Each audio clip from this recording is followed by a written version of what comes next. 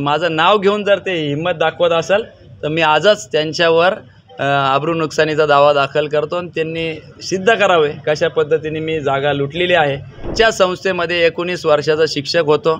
या शिक्षक मतदारसंघामध्ये 3 वर्षाचं शिक्षण देण्याचा अनुभव असला तरच शिक्षक होता येतं। अगदी 9वी पास असलेला सुद्धा शिक्षक त्या मतदार यादीमध्ये आढळून येतो।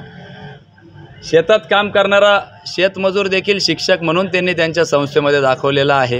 दिग्गज मंडळी जे आहेत ते आहे पैशाचा वापर होतोय काय म्हणजे पैशाचा देखील मोठ्या प्रमाणात वापर होतोय। शिक्षक निवडणुकीमध्ये पैशाचाही वापर सुरू झाला आहे आणि अनेक दिग्गज लोक या निवडणुकीत उतरलेले आहेत, काय सांगतात? निश्चितपणाने निवडणूक म्हटलं की चुरस ही असतीच, परंतु काही गैरप्रकार घडतो आहे। सुज्ञ मतदार आहे आणि ते योग्य त्या पद्धतीने मतदान रूपी त्याचं उत्तर देतील अशी मला अपेक्षा आहे। एकीकडे असंही बोललं जाते की पुनर्वसन करण्यासाठी राजकीय नेत्यांचे की शिक्षण मतदारसंघात ते उतरलेत असा आरोप काल केला गेला काही उमेदवारांवर, शिक्षक उमेदवार। नाही, असं काही नाही आहे। घटनाकारांनी अशिक्षितसुद्धा उमेदवार या मतदारसंघातून उभं राहू शकतो असं अधिकार दिलेला आहे। शिक्षकांचे प्रश्न सुटणं महत्त्वाचं आहे। अनेक वर्षांपासून प्रलंबित असलेले शिक्षकांचे प्रश्न मार्गी लावणं खरं तर गरजेचं आहे आणि शिक्षक हा देश घडवणारा एक घटक आहे। त्यांच्या प्रश्नाला प्राधान्याने सरकार दरबारी जो मांडल, जो वाचा फोडल आणि सोडवल, शिक्षक त्याच्या मागे उभे राहतील। किती विश्वास वाटतो तुम्हाला? टीडीएफ नावाची संघटना जी आहे ती महत्त्वाची भूमिका असते, तुमच्यावर टीडीएफ आहे का आणि पाठिंबा दिला आहे तुम्हाला? निश्चितपणाने संयुक्त टीडीएफ माझ्या बरोबर आहे। जिल्हा तालुका निहाय टीडीएफ संघटनेने पाठिंबा देत आहे आणि त्याच्यामुळे मला खात्री आहे शिक्षकांची अग्रगण्य समजली जाणारी ही संस्था, ही संघटन माझ्या मागं आहे। त्याच्यामुळे निश्चितच मला यश मिळेल अशी मला खात्री आहे। तरुण नेतृत्व प्रामुख्याने विधानसभा लढवताना पाहायला मिळतात किंवा समाजात जाऊन निवडणुका लढवतात। आपण विधान परिषद निवडलंय, ही मतदारसंघ खूप मोठा असतो, थोडं चॅलेंजिंगही असतं, तरी पण आपण निवडलंय, काय कारण? नाही, युवकांनी चॅलेंजेस स्वीकारायचे नाही, मग कोणी स्वीकारायचे हा खरा प्रश्न आहे।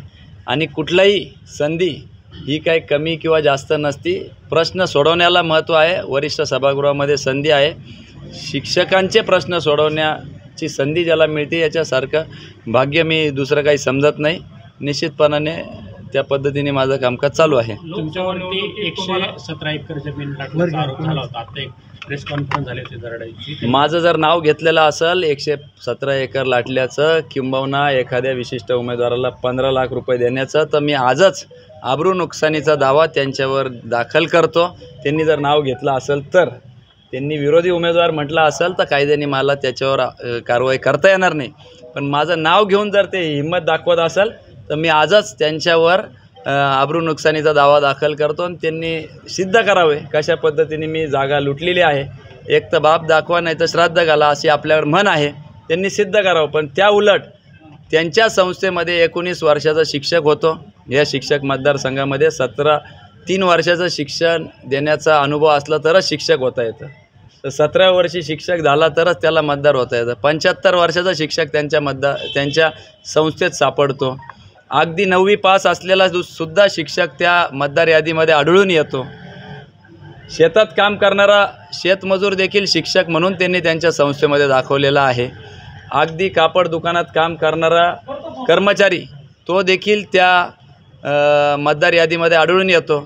निश्चितपणाने या शिक्षकांच्या अधिकारावर घाला घालणारा हा असा एक लोकप्रतिनिधी दुर्दैवाने लाभलेला आहे आणि सर्व शिक्षक बांधव त्यांना आसमान दाखवल्याशिवाय राहणार नाही अशी मला खात्री आहे। त्यांनी दुसरा आरोप केला होता की तुम्ही उमेदवारी भरल्यानंतर बोललेवरती यापूर्वी कधी कारवाई झालेली आहे, सत्तेमधील काही लोकांना तुमची भीती वाटते का? नाही, मी असं म्हणणार नाही। त्यांच्या अधिकारात राहून त्यांनी ते धाडी किंवा कारवाई केल्या असतील असं माझं मान्य आहे, पण तेवढ्याच तत्परतेने त्यांनी स्कॉलरशिप घोटाळा जो काय संबंधित आमदारांच्या संस्थेमध्ये झालेला आहे, विद्यार्थ्यांच्या नावावर आलेली स्कॉलरशिप थेट स्वतःच्या नावावर त्या ठिकाणी वर्ग केलेली आहे, त्याचे कागदपत्र देखील मी येत्या काही दिवसांमध्ये आपल्या सगळ्यांसमोर पुराव्यानिश्चित त्या ठिकाणी आपल्यासमोर घेऊन येईल आणि तेवढीच तत्परता राज्य शासनाने त्यांच्यावर देखील कारवाई करण्यामध्ये दाखवावी। एवढ्या धाडी पडू नये। 60 वर्षाचा इतिहास आहे, पारदर्शकपणे संस्थेचा कारभार चालतो, एकही त्रुटी मोठ्या स्वरूपाची त्या ठिकाणी सापडलेली नाही आणि त्याच पारदर्शकतेने या उमेदवारी करण्याच्या दृष्टीने मी उभा आहे आणि मला खात्री आहे की शिक्षक मला मतदान रूपी आशीर्वाद करतील आणि गुलाल हा निश्चित माझ्याच खांद्यावर पडेल अशी मला खात्री आहे. लोकसभा निवडणुकीमध्ये अनेक म्हणजे देवेंद्र फडणवीस असतील इतर नेते पण तुम्हाला भेटले, कुठेतरी तुम्ही नाराज होता, तुम्हाला कुठेतरी समजूत काढण्याचा प्रयत्न केला की यामध्ये तुम्हाला पक्षाकडून उमेदवारी मिळत नाही विधान परिषदेसाठी, म्हणजे एकंदरीत सध्या चित्र वेगळं दिसतं, त्याच्याकडे कसं पाहतो? नाही, ती काही नाराजी किंवा पक्षाकडून अपेक्षित उमेदवारी नव्हती. शिक्षकांचा प्रश्न आहे, पक्षाच्या झाल्यावर विरहित आपण या निवडणूक करावी असं अनेकांचा आग्रह होता, शिक्षक संघटनेचा, शिक्षकांचा. कारण वेळ प्रसंगी सरकारच्या विरोधात भूमिका घ्यावी लागती, कधी सरकारशी जुळून भूमिका घ्यावी लागती. त्यामुळे अपक्ष म्हणूनच मी या निवडणुकीमध्ये उतरलेलो आहोत, त्याच्यामुळे अपक्ष म्हणूनच सामोरे जात आहोत. उमेदवार एक उभा केल्याचा आरोप केला होता आणि तो कोपरगाव कारखान्याचा कर्मचारी असल्याचा आरोप होता. कुठलाच पुरावा तसा नाही. ते आमच्या कोपरगावचे जरी असले तरी मी कुठल्याही पद्धतीने उलटं जे 2 डमी कोल्हे नावाचे उमेदवार आहे ते दोन्ही उमेदवार हे संबंधित आमदारांच्या संस्थेचे कर्मचारी आहे आणि मग त्यांनी एवढं शिक्षकांना, उच्च शिक्षित शिक्षकांना अशिक्षित समजण्याचं पाप ते करत आहे. त्याच्यामुळं त्याचं उत्तर शिक्षक निश्चित त्यांना येत्या निवडणुकीमध्ये देतील.